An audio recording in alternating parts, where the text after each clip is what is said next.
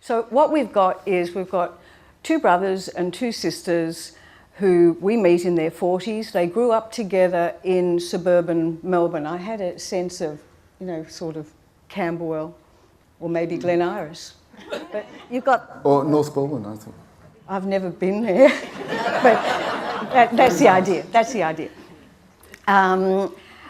Anyway, we meet them in their 40s. There's Nina, who is an international consultant on memorial projects. She lives in London, and for the first few pages at least, she's very happily married to Daniel.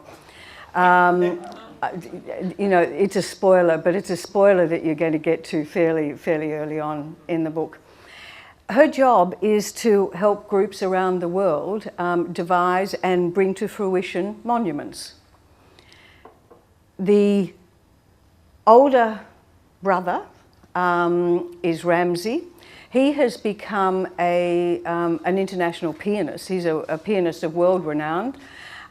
He's a genius at the piano, and he is a half-baked individual in every other respect. There's his brother Sean, who is a travel writer. Sean eats too much, he drinks too much, he's constantly on the move despite having a long-suffering partner, Tom, who lives in Melbourne. Sean and Ramsay, the two brothers, used to be very, very close. They've long been estranged. Then there's Zoe, the older sister actually. She's a music teacher, she lives in Melbourne.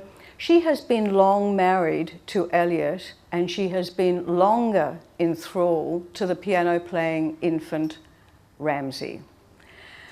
What happens is Nina's life in London falls apart. She accepts a job in Melbourne. She comes home there to find Elliot and Zoe's marriage has never been worse. That's not surprising.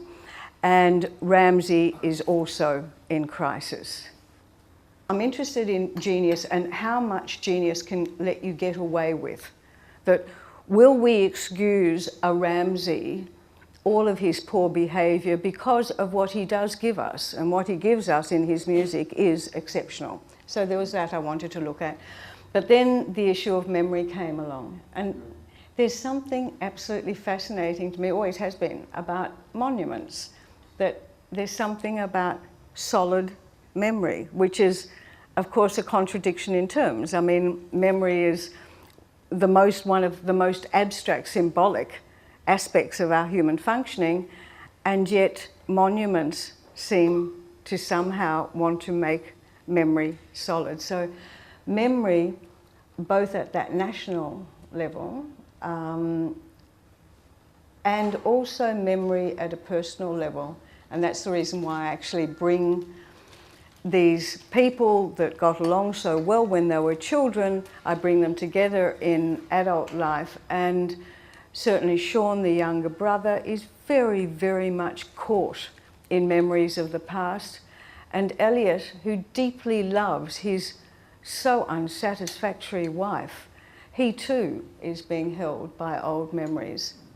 And it sort of occurred to me that both with monuments and with personal memory, that those sorts of memories are more in service to the present than the events that they're seeking to recall. Through Nina, I did have the opportunity to write about some fabulous, fabulous monuments. And Nina discovers through the course of the novel, or she makes, it's a moment of insight when she realizes that memory is a subset of imagination. When we recall something, we imagine it. You don't produce it as it was.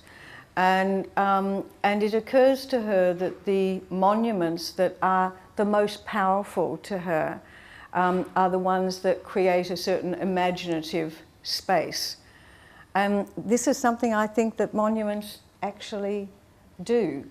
That often the monuments that are the most powerful, they're generally not the most literal, but they allow, as novels allow and as poetry allows, you to bring your own imagination and your own experience to the monument. And in that sense, of course, you see monuments as works of art. going back to Ramsay, he has these people that come to his house. Is Mrs. Monday. Now tell me about Mrs. Monday. What does she do? She has sex with him on Mondays. And that means that he doesn't have to bother about it for the rest of the week. I think that's perfectly fine. No, it is terrific. And so is that, you obviously, audiobooks tell a good story as well. Is that something that's important? Oh, absolutely. I don't want people to read my novels like milk of magnesia. I mean, I want them, because it's good for you. Reading to me is a great, great pleasure.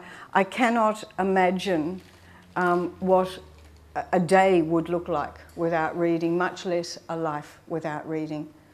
Reading has kept me sane when everything is militating against it, and that's been the case ever since I was a child.